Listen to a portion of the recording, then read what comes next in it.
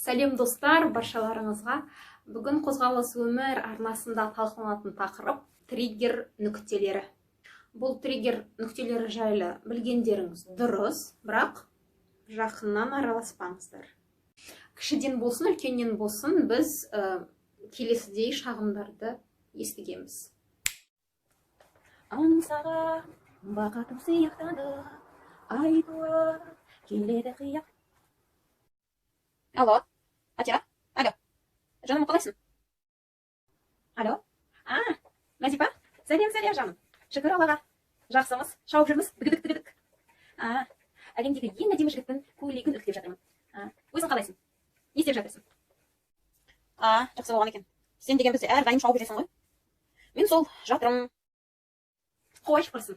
Назипа жатыр дегенге мен еш сенбеймін. Сен деген бізді дюрасельсің ғой. Әрдайым зу етіп жүретін. Ойбай, бірнеше күн болды. Арқам ауырып, жауырынның екі ортасы. Таңертең тұрғанда әсіресе білінеді. Кешке қарай. Ойбай, жаным. Не болды? Білді салқында қалған шығарсың? Жоқ. Сен мені білесің ғой, мен деген орам жапырақпын ғой. Иә. Тағы бір қызығы, ұстасам кірт етеді орны. Кіртілдейді. Ойбай, не дейді тағы? Масқара, ол тұз қой, Назипа. Кіртілдейді ма? Ол тұз ол, нақты тұз. Арқаңа тұз жиналған сенің. Мә, қойш құрсын, тұз ба? Бәсе алдында мама айтып еді, тұз жиналған сен қызын арқаңа деп. Бәсе ұстайым, кіртілдейді кәдімгідей. Тұз десе шонда. Я, тұз. Енді сен мені тыңда құрбым. Мен саған оның емін айтайын. Бал ал, ең қымбатын ал. Жақсы пайдасы тисін. Соны арқаңа жағып жібер дағы, біреуге массаж жасатқыз. Сол кезде әппақ болып өзі шығып кетеді. Я, әсіресе мошадан кейін жасасаң жақсы. Я, солай жаса, шығып кетеді.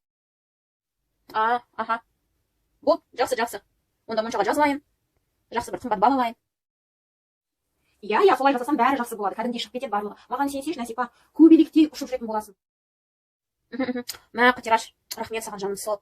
Осы сен білмейтін нәрсен жоқ қой. Қойш, бәрі сөйтіп айтады маған. Рахмет. Бастысы ем болсын, Назипа. Ем болсын. Рахмет. Ялты, жеңі ғой мені. Жақсы хабарлас. Өте таныс жағдай, алайда ол тұз емес. Медицинада ондай түсінік жоқ. Натрий хлорид біз жегенде ағзамызға түсетін, ол бүйрек арқылы шығарылып кетеді. Ал кальций хлориді мәселен сүзбедегі, кейбір жануарлардың ақуызымен түсетін, ол біздің сүйек тінімізде қажетінше сіңіріледі екен.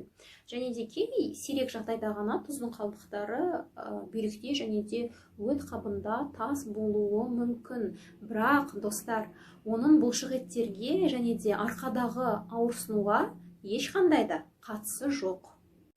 Яғни бұл тұздар медицинада триггер нүктелері деп аталынады. Олар көбінесе қозғалыстың аздығынан пайда болады.